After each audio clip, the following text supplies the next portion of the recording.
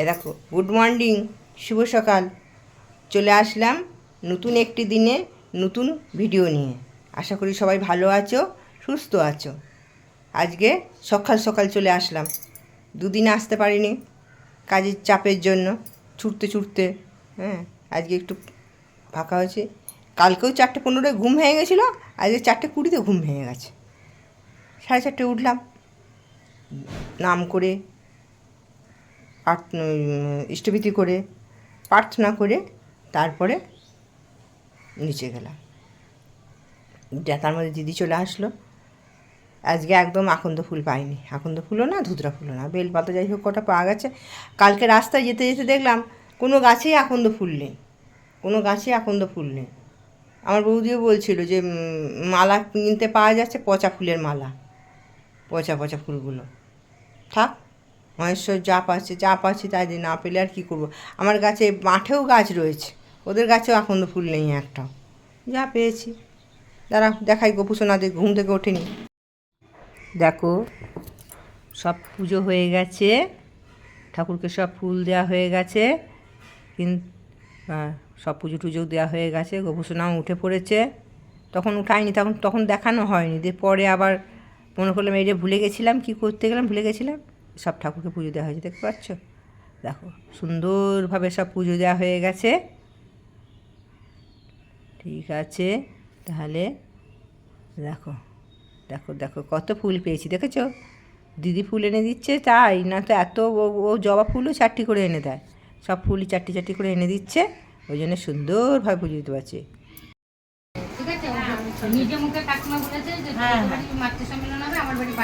আচ্ছা,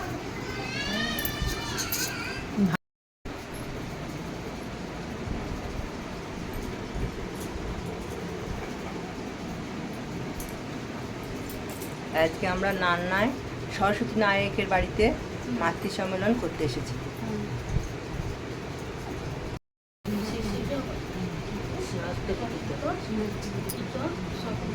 পাঠ করছি। তুমি অন্যের নিকট যেমন পেতে ইচ্ছা করো, অপরকে তেমনি দিতে চেষ্টা করো। এমনতর বুঝে চলতে পারলে যথেষ্ট। আপনি সবাই তোমাকে পছন্দ করবে, ভালোবাসবে। নিজে ঠিক থাকলে সবাইকে সৎভাবে খুশি করতে চেষ্টা করো, দেখবে সবাই তোমাকে খুশি করতে চেষ্টা করছে। সাবধান, নিজের তো হারিয়ে কাউকে খুশি করতে যেও না, তাহলে তোমার দুর্গতির সীমা থাকবে না। সত্যি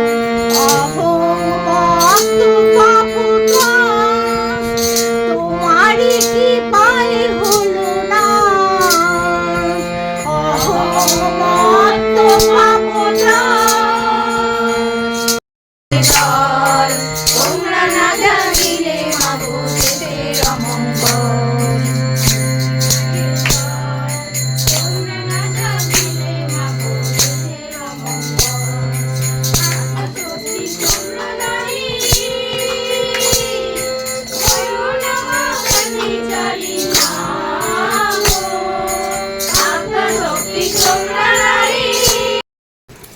পূজ্যপাদ শ্রী শ্রী বর্দার চরণে জানাই কোটি কোটি প্রণাম। পরম পূজ্যপাদ শ্রী শ্রী আচার্যদেবের চরণে জানাই কোটি কোটি প্রণাম। উপস্থিত সকল ভাইদের জানাই জয় গুরু, জয় গুরু। এটা শ্রাবণ মাস, শ্রাবণ পরিক্রমা। আমরা পয়লা শ্রাবণ থেকে সাতকেছিয়া সৎসঙ্গ কেন্দ্র মন্দিরের মায়েরা বা বিভিন্ন জায়গায় মায়েরা সারা ভারতবর্ষ জুড়ে একটা চরম উদ্দাম গতিতে এই মাতৃ সম্মেলন এগিয়ে চলেছে। খুবই আনন্দের মাস এই শ্রাবণ মাস বা ভাদ্র মাস। ভাদ্র মাস হচ্ছে আমাদের ঠাকুরের জন্ম মাস।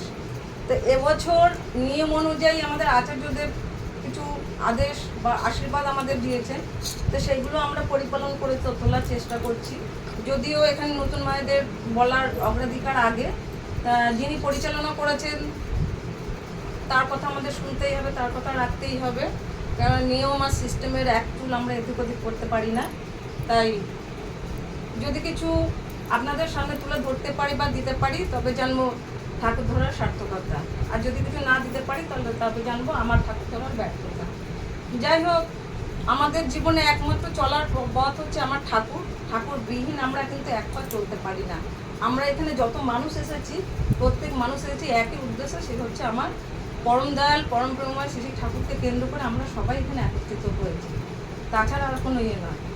তাই আজকে আস্তে আস্তে বাসন্তী মাকে বলছিলাম যে বাসন্তী মা, আমরা এতদিন জীবনে আমরা কি করেছি কি না করেছি জানি না, সময় কোথা দিয়ে কীভাবে পেরিয়ে গেছে জানি না, যে সংসারে আবদ্ধ থেকে থেকে হয়তো এমনই আবদ্ধ হয়ে পড়েছি যে ঠাকুরের গুণগানটা করার সময়টুকু নেই। তার কারণ কি, যে না আমরা যেটুখানি সময় পাচ্ছি সেটুখানি সময়ও যেন আমরা শুধু নিজেকে যাজন করি বা অপরকে যাজনা করি। তার কারণ যে নিজেকে যাজন, এই যে ডিপি ওয়ার্ক মানে শুধু যে বাড়ি বাড়ি আসন পাতা বা সবাইকে বলা তা না। ডিপি ওয়ার্ক হচ্ছে নিজেকে সুন্দরভাবে তৈরি করে নেওয়া, যে আমার ভুল ত্রুটিটা কোথায় আছে। এদিন এই যে অবিন দাদার টিম বিভিন্ন কেন্দ্র মন্দিরে এই পূর্ব বর্ধমান জেলায় পাঠাচ্ছেন, তো সেই অবিন দাদার টিম এই গত এসছিলেন আমাদের সাতগীতে সৎসঙ্গ কেন্দ্র মন্দিরে। তো সেখানে আগে বলছেন যে পরিবারগুলোকে আগে যাজিত করুন। আমাকে জিজ্ঞাসা করছে দুবেলা প্রার্থনা করেন? মিথ্যে কথা তো তাদের কাছে বলা সাজে না, যে না দুবেলা প্রার্থনা করি, সকালবেলাটা করি, কিন্তু সেভাবে নিয়ম অনুসারে হয় না। ছেলে বসে না, বসে না। আচ্ছা, ছেলে দোকানে প্রার্থনা করে, আমি তো সেখানে বলতে পারছি না, আমি যে পরে বলতে প্রার্থনা মুখস্থ না। ছেলেকে প্রত্যেক দিন অন্তত সকালবেলা প্রত্যেকে সবাই মিলে, সন্ধ্যাবেলা না হোক সকালবেলা প্রত্যেক দিন, সপ্তাহে একদিন সব পরিবারে সকালবেলা প্রার্থনাটা করবেন, কিংবা 15 দিন অন্তর আপনারা প্রার্থনাটা করবেন। ছেলে যখন দোকানে থাকবে ছেলেকে আপনি মনে করিয়ে দেবেন যে বাবা প্রার্থনার সময়টা হয়েছে, প্রার্থনাটা কর। আর সংসারের প্রত্যেকটা কাজের মধ্যে সকাল থেকে উঠে নিজের মধ্যে আর নিজেদের সংসারের মধ্যে আগে ঠাকুরের আলোচনাটা করবেন, যে এই কথার পরিপ্রেক্ষিতে ঠাকুর কোন কথাটা বলেছেন, আমাদের পরম দয়াল চলার পথে আমাদের প্রত্যেকটি কথা, আমাদের পদক্ষেপটা তুলে ধরতে চেয়েছেন, প্রত্যেক পদক্ষেপটা আমরা কীভাবে দেখব। তো সংসারে যদি আমাদের জাগিত না হলো, তাহলে আমি কিভাবে, নিজে যদি জাগিত না হই তাহলে আমি বাইরে কিভাবে যাজন করব। তাই ঠাকুর বলেছেন ব্যক্তি দম্পতি গৃহ সমাজও রাষ্ট্র। আমি একজন ব্যক্তিত্ব যদি আমি সঠিকভাবে জাগিত না করি তাহলে আমার স্বামী স্ত্রীর দাম্পত্য সম্পর্কটা হবে না। বলেছেন যে সংসার সুখের হয় রমণীর গুণে, সোনার সংসার ধ্বংস হয় নারীর আগুনে।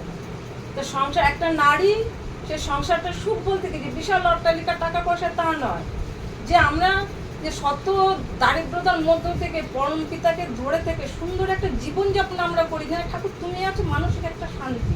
তাই এই পথটা বলে দেয় যে একটা নারী এই সুন্দর পথটা তুলে ধরতে পারে। এই নারী যদি এই পথটাকে তুলে না ধরে এলোমেলো চলে, তাহলে আমাদের যা পদক্ষেপ, আমাদের যা পাওনা আমরা তাই পাবো। তাই ঠাকুর বলেছেন তুমি তোমার নিজের পরিবারের, দশের এবং দেশের বর্তমান ও ভবিষ্যতের জন্য দায়ী তুমি।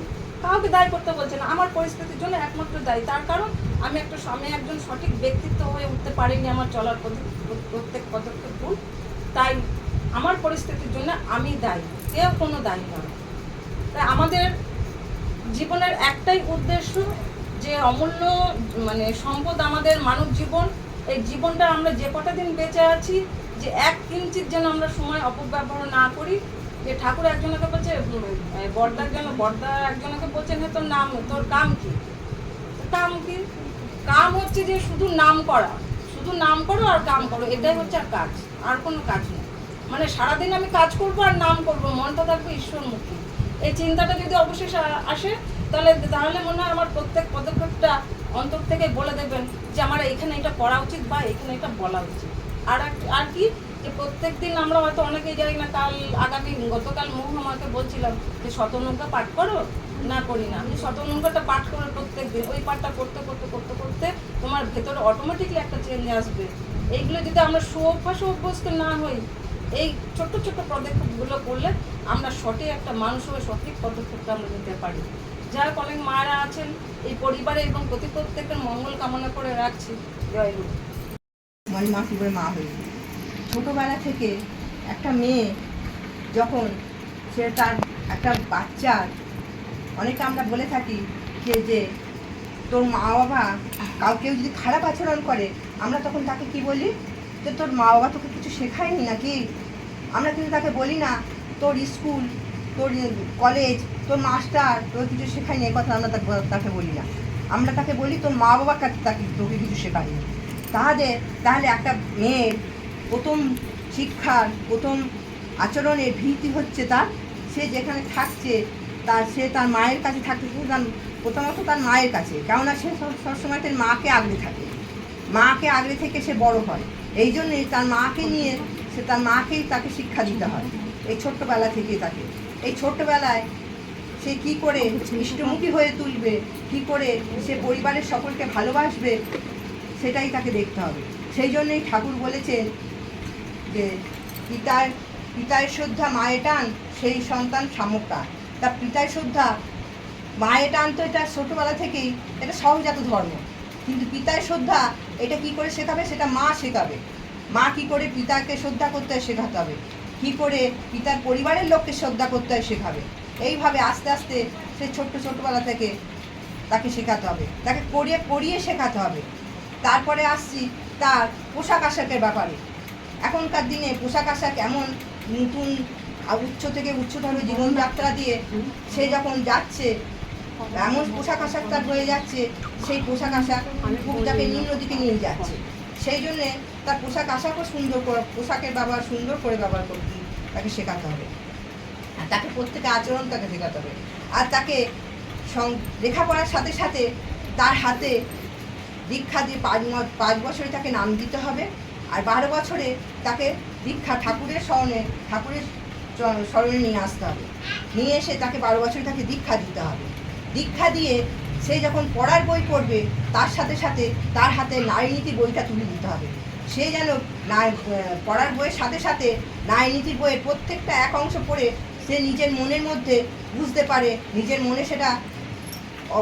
মনে উপলব্ধি করতে পারে সেই কথাগুলো। এইভাবে তারপরে তাকে এই নারী নীতি বই পড়ানোর মধ্যে দিয়ে আর তাকে বলতে হবে, মা আমার চলনায় অনেক ভুল আছে, তুমি বড় মায়ের চলনায় চলো। বড়মা যেভাবে বড়মাকে যেভাবে চলতে দেখেছো, তুমি তার চলনায় চলো। এইভাবে তাকে আস্তে আস্তে তাকে শেখাতে হবে। তারপরে সে যখন আস্তে আস্তে বড় হচ্ছে তাকে শেখাতে হবে যে ঠাকুরের বিবাহ নীতিটা, সে যেন যেমন তেমন বিয়ে করে ভুল একটা না করে। সে যেন সে যদি একটা মেয়ে যদি বাড়ি এসে বলে তার কাউকে পছন্দ হয়েছে, সেখানে তখন কোনো মায়ের চিৎকার চেঁচামেচি করে যেন না করে। তাকে যেন জিজ্ঞাসা করে, তুমি যাকে পছন্দ করেছো তাকে তোমার বাবার পছন্দ তো, তাহলেই ঠিক আছে। এইভাবে তাকে করতে হবে। তারপরে সে আস্তে আস্তে তাকে ইষ্টের দিকে, প্রথমে একটা বাচ্চার অভিমুখ হয়ে থাকে, তার কেন্দ্রবিন্দু হয়ে থাকে তার মা। আর সেই কেন্দ্রবিন্দুটা আস্তে আস্তে ঠাকুর অভিমুখে করে দিতে হবে।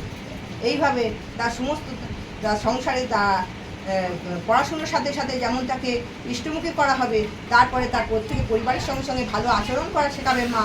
তারপরে তাকে সংসারের টুকিটাকি কাজ সেগুলো, তারপর ইষ্টকর্ম ঠাকুরের কাজ কীভাবে করতে হয় সেটাও তাকে মাকে শেখাতে হবে। এইভাবে একটা কুমারী মেয়েকে ঠাকুরের পথে চালিয়ে নিয়ে যেতে হবে সেই মাকে।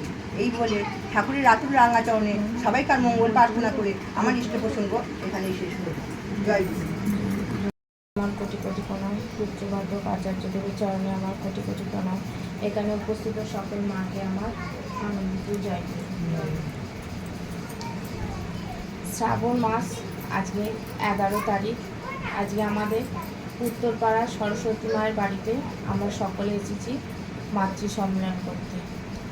মায়ের মাসে 31 দিনই সকলেই আমরা যাই ও মাতৃ সম্মেলন করতে। মায়ের মাস সকলে আনন্দে 1 ঘন্টা আমরা মায়ের নাম গান করি, ঠাকুরের নাম গান করি, এইভাবেই প্রতিদিন চলে যায়।